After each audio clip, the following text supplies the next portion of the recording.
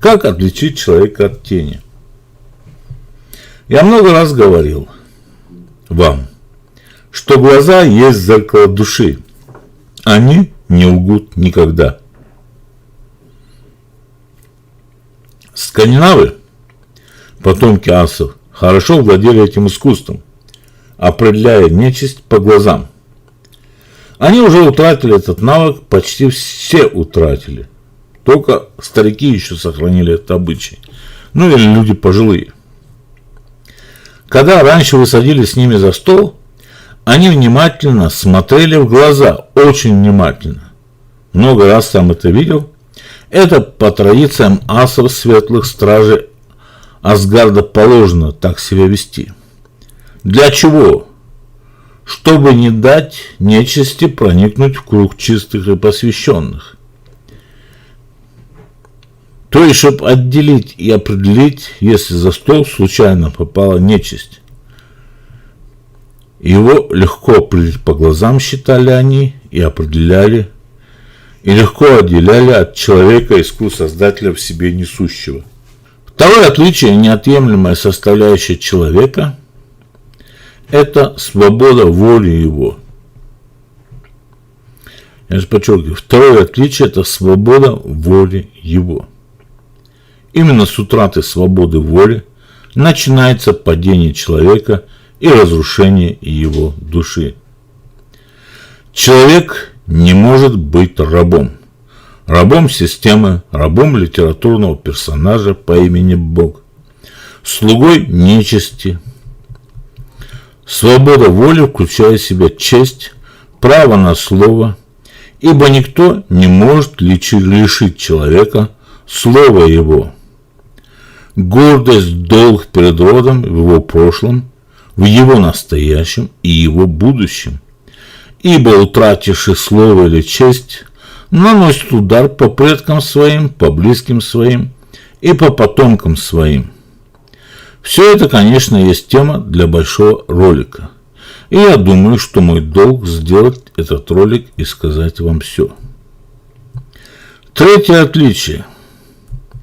Это ответственность за все вокруг. За дело, за право, за близких своих, за род свой в целом, за честь имени своего и честь потомков своих, за землю вокруг. Ибо там, где стоит нога свободного человека, то там либо его земля, либо земля другого человека. Третьего не бывает. Я еще раз подчеркиваю, там, где стоит нога свободного человека, там либо его земля, либо земля другого свободного человека.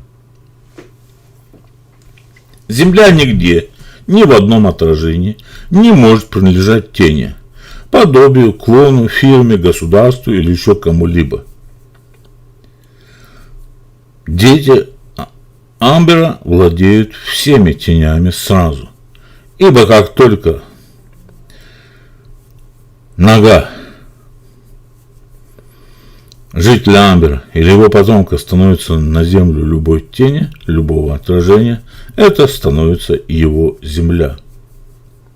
Я еще раз подчеркиваю, земля не может принадлежать тени, не может принадлежать подобию человека, не может принадлежать клону, фирме, государству, церкви или еще кому-либо.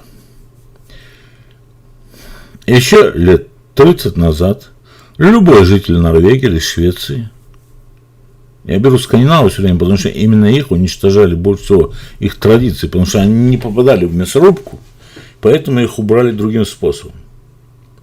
Так вот, любой житель Норвегии или Швеции, увидев в лесу бумажку или окурок, аккуратно поднимал этот мусор и уносил с собой.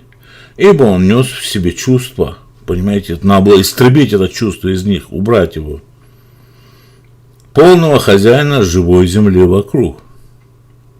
Ибо земля, и вода, и воздух есть живые воплощения стихийных сил, упорядоченные волей Творца.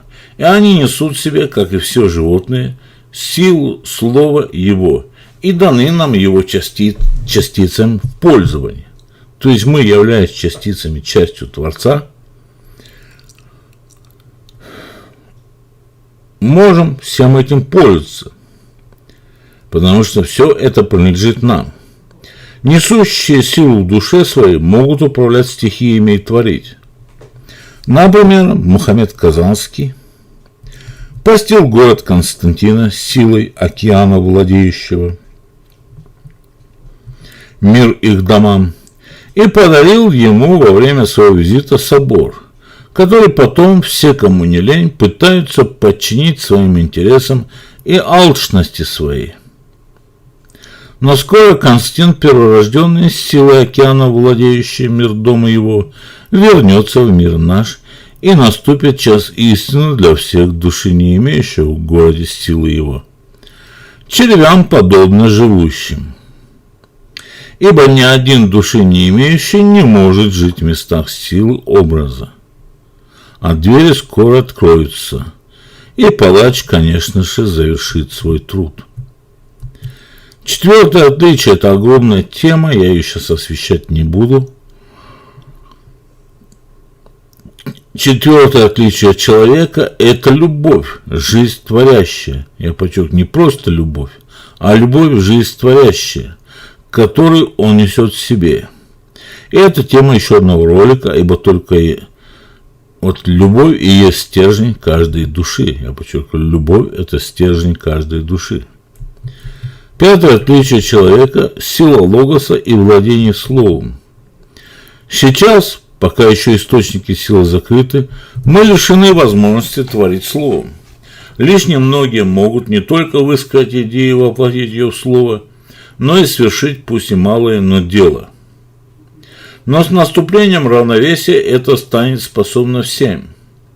И ребенок малый сможет пойти к волку и погладить его. И хищник, страшный хищник, матерый, будет скулить от счастья, чувствует тепло руки Творца на своем загривке. Тогда нам будут без надобности техника, электроника, энергия, механики, и мы перестанем терзать лоно земли железом. Она и так нам все, что нам надо, даст. И нам не нужны будут ни провода, ни электронные приборы для связи между собой. Для нас не будет существовать ни времени, ни расстояния как такового. Шестое отличие человека – правдивость. Человек не может лгать. Ему по состоянию души это совершенно чуждо. Он не может обманывать ни себя, ни других. Других он еще может попробовать обмануть, но внутри себя он все равно знает, что он лжет. Именно этим и воспользовалась нечисть, когда исчезли источники нашей силы, а они смогли захватывать тела и использовать их для победы над нами. Мы сегодня живем в мире торжествующей лжи. Каждому из нас приходится с этим сталкиваться.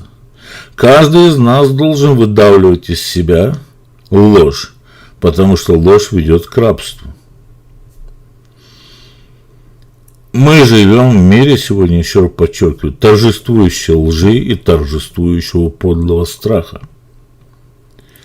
Человек в мире силы всегда видит истину и только истину. То есть в момент равновесия, когда наступит, человек может видеть только истину и будет знать истину. В этом мире не будет места лжи ни большой, ни маленькой. На этом, друзья, я завершаю. Народ в борьбе непобедим. Нельзя молчать, когда земля в огне, когда свободу ставят на колени. Только в полный рост имеешь право петь, и выбор прост. Победа или смерть, что новой жизни выковать ключи. Хоть плачь, хоть пой, но только не молчи. Из криков, стонов тысячи сердец родится песня братства миллионов. Пусть она над целым миром прогремит, пусть слышат все, свобода победит.